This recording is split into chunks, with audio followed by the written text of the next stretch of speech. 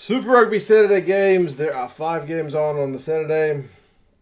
It's just the Sun Wolves have got a rest this week, so plenty of kind of interest in these games, I imagine, because I've briefly put on the sides, if you haven't seen them before, wins, draws, and losses. So everyone's either not had a win yet or they've not had a loss. So you got a few good matchups where it's winner, winner, loser, loser, loser, loser. And then the last two are teams who need to win, teams who want to keep winning. So yeah, it should be an interesting Saturday full of games. Six Nations also on this weekend, so there's a lot of rugby on if you want something to watch. The first one is kind of in that must-watch territory, especially if you're a New Zealand-based rugby fan. Chiefs against Crusaders. These are the two teams who are picked to go out and win Super Rugby, at least according to the bookmakers. So Chiefs and the Crusaders, Gatland against Scott Robertson, two guys who at one point may be vying for an All Blacks coaching role. Who knows? At the moment, it's just the Chiefs and the Crusaders. There's kind of interesting news for both teams. I would say the main one for the Chiefs, Damian McKenzie is at last back. He was a late change last week, but he is back for this one. Other than that, the team is mainly the same. Atu Moli's come up to play tight head. There's no Ta'avao, there's no Laulala. But the fact that D-Mac is back is definitely good news for them. Otherwise, it's pretty much the same team. And Cruden gets a start as well. So D-Mac and Cruden, that's a fair bit of experience. And Flair, also Antonina Brown gets a start, I should add as well. So, yeah, very similar team to last week. Some of the guys who really helped to finish off the Blues, they get a start, so they'll want to come out firing against the Crusaders. The Crusaders have made a few changes. No Mo'unga for them this week. So Will Jordan shifts to fullback. George Bridge is back on the left wing. And David Havili shifts from fullback into first five. So he was kicking the goals last week. He will have to do something like that this week as well. Also, Cody Taylor gets a start. Joe Moody is back as well. But again, otherwise it's a fairly stable lineup for them. But that sure is a big loss in the fact that they haven't got Mo'unga for this one, because he is absolutely class. That guy who started last week, Caleb Trask, he's on the bench for the Chiefs for this one. So TAB, the bookmaker here in New Zealand, they've got the Crusaders by like half a point, so pretty much at evens for this one. I guess maybe the Crusaders have a slight edge in terms of reputation, form, or whatever you want to say, because they were pretty blistering in their performance over the Waratahs last week. But the Chiefs, they're at home, so that's kind of evening things out. So there are children in my house today. One of them's my niece, so they're all going bananas. They want to watch this game as well, probably. But yeah, Rugby Forecast, the algorithm's got the Crusaders by 4. So the Chiefs, they're at home. They've had an extra day's rest, having played on a Friday instead of a Saturday. Never know. The next one, Waratahs and Blues. Two of these teams both lost to the two teams above them. So the Blues got beaten by the Chiefs. The Waratahs got beaten by the Crusaders. First home game for the Waratahs. First away game for the Blues. Both sides need a win here because they've not registered one yet. So whoever loses it, it's only 2 games, but that's a pretty bad start to the season if you drop your first 2 games. It's a hard enough thing to come back, so they'll both want a win. From memory, the last time the Blues were over in Australia, they won a game that the Waratahs should have been able to win. That was when the Aussies were still on that winning drought against Kiwi teams. I think they broke it like the next week against the Highlanders, but yeah, the last game they played was last year's one at Eden Park, and the Blues edged them in that one. So felt relatively close results in recent times. Waratahs I actually thought looked decent in patches last week, but it wasn't enough, whereas the Blues had a good first half and then not so good a second half. A few changes for the Tars. Harry Johnson-Holmes, who is as exciting as a young prop can be. He's pretty much that. He's coming a long way in the short time of his career. So he's at tight head. Jack Dempsey is at number 8. So Jed Holloway drops to the bench. Still Will Harrison, that young number 10. So we'll see how he goes. He looked pretty controlled last week. Otherwise, it's the same. Kurtley Beale still at fullback. Carmichael Hans, second 5. Lalakai Fukiti. That guy, Mark Nitawase. I'll almost get that. Almost getting there. He's on the wing, so look out for him. He was an excitement machine last week for the Blues. I guess the biggest news is that Rico Ioane is out of the team for this week. For a few weeks anyway. I think he fractured his hand or something. So Jordan Highland's in on the wing. Mike Talia is still there on the other one. Hoskins Sotutu continues on at number 8. So it means no Akira Ioane, but he is on the bench this week. So he's at least improved somewhat. Josh Goodhue's back in the second row. So that means our man Tom Robinson drops to the bench. TAB, again, it's got this one pretty much at evens. It's got the Tars by half a point, and Rugby Forecast has got the Waratahs by 1. So what did I say about these teams having close games? That's the prediction. Tars are at home, even though they're a bit of a nomadic team at the moment, moving around from stadium to stadium in New South Wales. But the Blues have had an extra day's rest, so take from that what you will.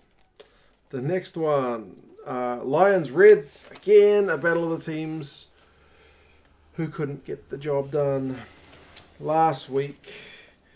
I feel like the Lions need to win this one more than the Reds because they're at home. It's their first home game. I suppose you could say the same for the Tars. Lions need a win pretty much big time. That being said, if the Red season's not going to be a write-off, a weakened Lions team who are travelling back from Argentina may be a team to strike because the Reds didn't get beaten by that much last week away against the Brumbies, so it's a second away game in a row for the Reds. The travel is kind of an equal factor because they've travelled to Joburg from Australia and they've travelled back from Argentina, so both long flights. I guess maybe the Reds have had an extra day's rest because they played in the opening couple of games. In terms of the lineups, though, there's still no his name is Jaco Creel. I think he's going to be a while back before he gets match fit, but he is back with the Lions, which is good news. But they've kind of kept their team pretty stable. Have the Lions out in Yankees as captain at 10. Shtuka is still there at 7. Masane is there at 8, and he, I thought, was one of the more impressive guys in the losing effort last week. Interestingly, Morne van der Berg is in there at number 9, and there's no Andre Warner, so I'm not quite sure. Was he injured, or I must admit I forgot to look that up before starting the video. But yeah, there's enough in that team to want to get a pretty decent victory over the Reds, but the Reds have shifted things around a bit. James O'Connor's moved to 10. Not really what you would consider his best position. Not what I would consider his best position, but I don't have a say. Brad Thorne's picked him at 10. So Hamish Stewart is up from the bench and he's at 12. I would have thought O'Connor at 12, but there you go. Pataya's at 13. Bryce Hegarty's still at 15. He may end up still doing the goal kicking. Liam Wright's still kept him at 7. Alex Murphy swaps places. No, he takes over from Paenga Mosa. He's not in the squad. And yeah, for the most part, otherwise it's the same side. Still Henry Spate. Isaac Rodder gets a start as well, actually. He was on the bench last week too. So, yeah, keen to see a bit of Hunter Paisami when he comes off the bench. Isaac Lucas dropped to the bench. Yeah, it's going to be an interesting one. James O'Connor, although not a rookie, doesn't have that much time at 10. And you're playing out the Yankees who, I mean, apart from a few dabbles at 12, is a specialist. And at Super Rugby level, he is generally a very reliable pair of hands. I know a lot of guys don't like him, but if the team's going forward, I think he's a good man to help marshal you around the park. The bookies have got the Lions by 5. Rugby Forecast algorithm's got them by 13. Perhaps some of that is recent Lions years forms. I'm not sure, but either way, Lions are the favourites for that one. But maybe the Reds. Maybe the Reds to pick up an upset win. The next one, Stormers Bulls. Stormers are at home. Is there much hope for the Bulls in this one? On paper, man, it looks Stormers. They're at home.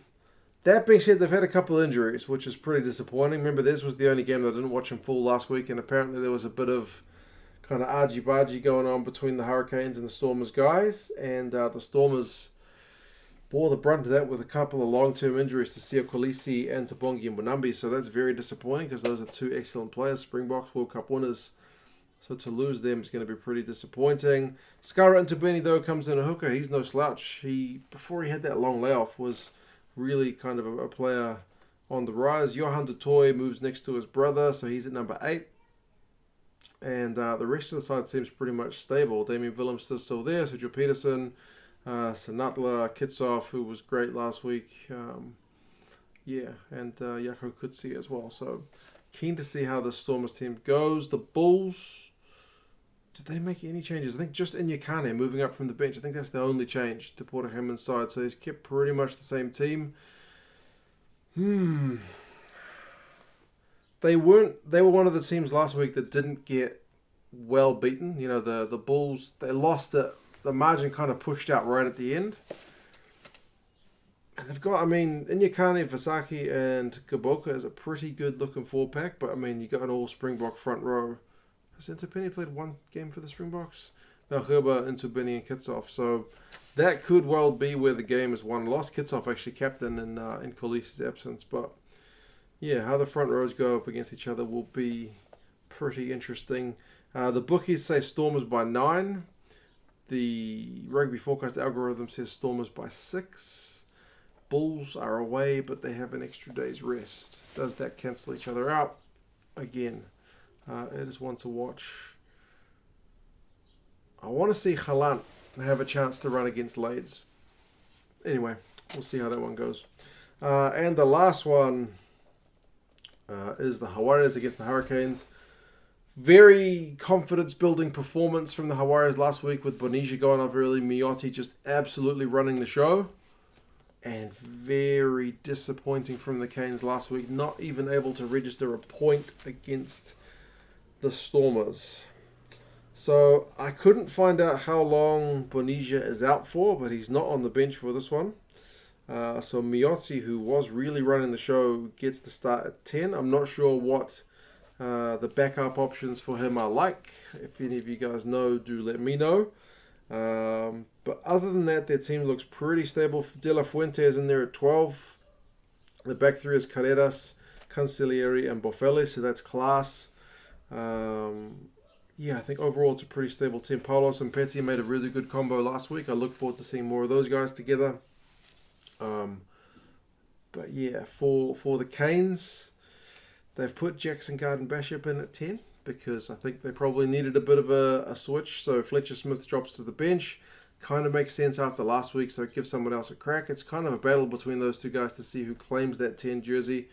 Fafita is on the bench. So is Walker Leawede and Fidel. So plus Riccatelli. So there's a fair bit of beef to bring off the bench. Almua gets a start as opposed to being on the bench as he was last week. Most of the team is stable. Jordy Barrett's on the at 15. Hussein is 14. Lamb is 11. Lamapi and Proctor midfield. On paper, man, that's a team that scores more than 0 points. Easy. So on paper, it's a good team. Bookies have got Jaguares by 6. Rugby Forecast algorithm says Jaguares by 2. Remember, Jaguares haven't travelled. They've been in Argentina for the last week, whereas the Hurricanes have had to go from New Zealand. I don't know when they left, if they left a little bit early because it was the first game to get to Cape Town, and then a trip to Buenos Aires for them. But they did play on the Friday night? No, they didn't. It was a Saturday game. So, yeah, it's just the travel factor. Rest amount is pretty much the same. So it could be an interesting, I guess, with the time difference, it's a few hours extra rest, but not a whole lot. So, yeah. Jaguares at home will definitely be a tough one to beat, but Hurricanes, if they can't get any points out of their trip, will be under a fair bit of pressure once that's over. But yeah, those are the 5 games for Super Rugby's round 2, the Saturday games. You guys let me know your thoughts. How do you think these ones are going to go? Can the Blues get a win? We'll see. I will update this at some point. I know I keep saying that. I mentioned it the other day when I was, because often my wife helps me out with that stuff. She's a champion, but we didn't get around to it.